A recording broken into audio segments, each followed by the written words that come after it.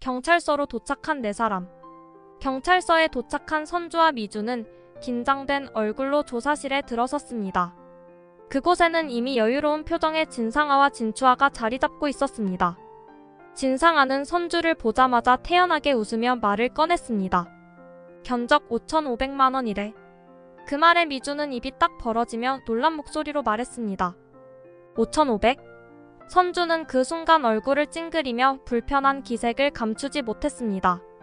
옆에 있던 미주는 스스로 무언가 말하려다 조용히 고개를 숙였습니다. 진추아는 그런 분위기를 즐기기라도 하듯 천천히 말을 이었습니다. 차를 새로 뽑은 지 얼마 안 됐거든요. 수리비가 새 차값만큼 나와도 이상하지 않을걸요? 추아의 태도에 선주의 눈빛이 날카로워졌습니다. 그러나 미주는 제대로 반박도 하지 못하고 입술만 깨물고 있었습니다. 그때 진상아는 갑자기 한 걸음 더 나아가 교활한 미소를 지으며 말했습니다. 참, 니들 떠드는 거 나 다 녹음했어요. 도주 우려 있다고 경찰께 말씀드려야겠네? 진상아의 말을 들은 경찰은 곧바로 미주를 붙잡았습니다. 미주는 어찌할 줄 모르며 몸을 떨었고 결국 경찰은 그녀를 임시로 구금하기로 결정했습니다. 미주가 철창 안으로 들어가자 선주는 참지 못하고 그녀를 향해 소리쳤습니다. 도대체 뇌는 있는 거니? 어떻게 이런 상황에서 그런 소리를 해? 미주는 울먹이며 눈물을 떨구었습니다. 언니, 나 정말 잘 모르겠어. 미안해. 선주는 그런 동생의 모습을 보며 한숨을 깊게 내쉬었습니다. 됐어. 내가 해결할 테니까 너는 여기서 반성이나 해. 이번엔 정말 어이가 없다. 그 말을 남기고 선주는 경찰서를 나섰습니다. 그녀의 얼굴에는 복잡한 감정이 엉켜 있었습니다. 그러나 뒤돌아보지 않고 앞으로 걸음을 옮겼습니다. 그녀의 뒷모습을 보며 미주는 철창 안에서 흐느꼈습니다. 진상아의 계략. 그날 밤 진상아는 은은한 조명 아래 와인잔을 들고 남진에게 전화를 걸었습니다.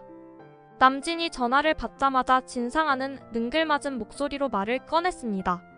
오늘 선주 만났어. 참, 우연도 이런 우연이 없다니까.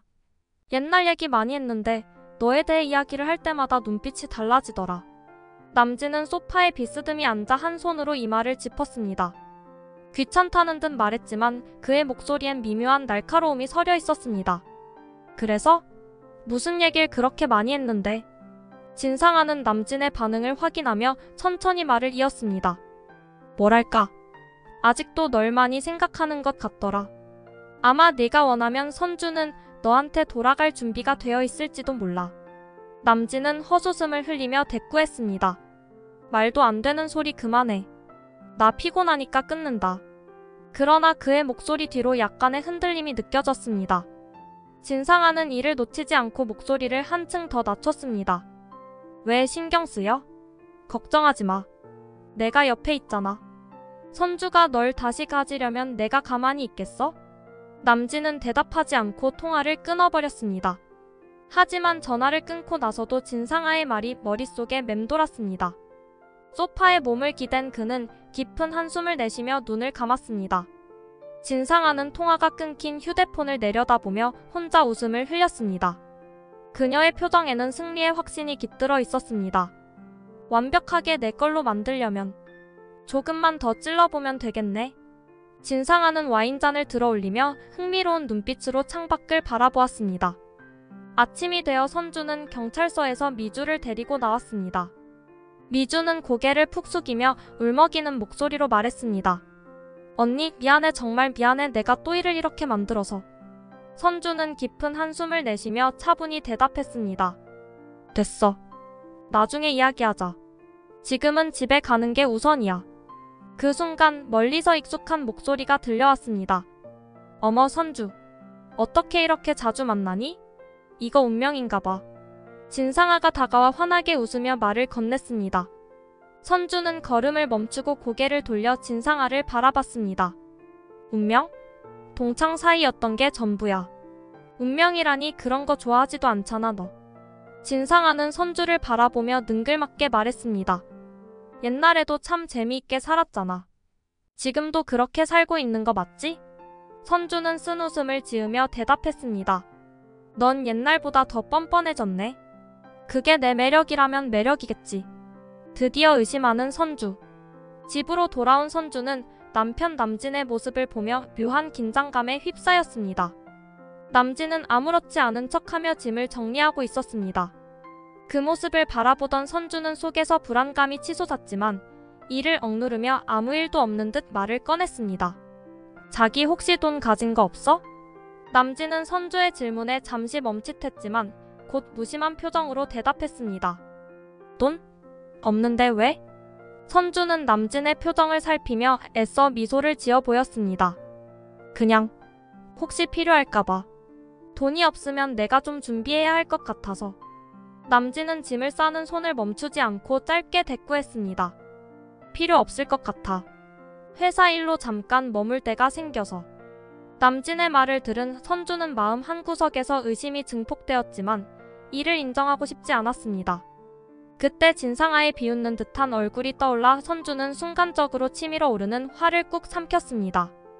남진이 어디로 향하는지 묻고 싶었지만 그의 무심한 태도는 선주를 더욱 조용하게 만들었습니다.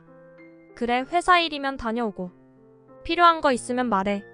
그렇게 말하며 선주는 남진의 눈치를 살폈습니다.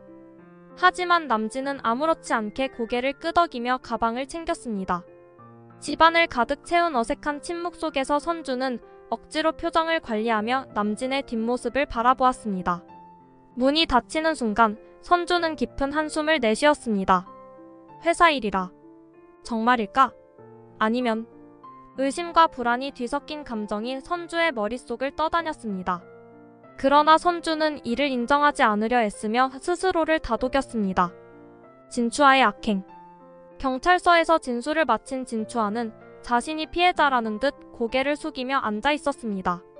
진추아는 얼굴에 그늘을 들이우며 블랙박스가 꺼져 있었다고 진술하며 차가 뒤에서 박혔다고 주장했습니다. 그녀의 표정은 억울함과 함께 자신의 상황을 최대한 부각시키려는 듯이 보였습니다. 그 말을 듣고 경찰들은 고개를 끄덕이며 주변 CCTV를 확인해 보기로 했습니다. 시간이 흐르고 경찰이 해당 구역의 CCTV 영상을 확인해 보니 그들이 찾던 중요한 단서가 나타났습니다. CCTV 영상 속에는 피미주의 차가 가만히 서 있던 모습이 담겨 있었고 그 뒤로 진추아의 차가 급하게 다가와서 그대로 충돌하는 장면이 고스란히 찍혀 있었습니다. 진추아는 이미 그 순간 블랙박스 선을 뽑아놓고 그 사실을 숨기고 있었던 것입니다. 영상 속 장면은 그녀의 차가 미주차를 정확하게 뒤에서 때려박는 모습이었습니다. 경찰들은 영상을 확인한 후 놀라운 표정을 지었습니다. 모든 과실이 피미주가 아니라 진추아의 과실로 보인다는 결론이 내려졌습니다. 진추아는 차를 세우고 졸고 있던 피미주에게 돌진한 것입니다. 경찰들이 그 사실을 확인하고 진추아에게 다시 물었습니다. 진추아 씨, 블랙박스가 꺼져 있었다고 했죠. 그런데 CCTV를 확인한 결과 사실은 당신이 과실이 더 큰 상황으로 보입니다. 진추아는 당황한 듯 잠시 말을 잇지 못하다가 결국 얼굴이 새하얗게 질려갔습니다. 그게 제가. 그때 피미주는 조용히 경찰 옆에 서서 자신의 차를 보았습니다. 그녀는 아직 혼란스러워 보였지만 사건의 진상을 파악한 후 더 이상 말을 잇지 않았습니다.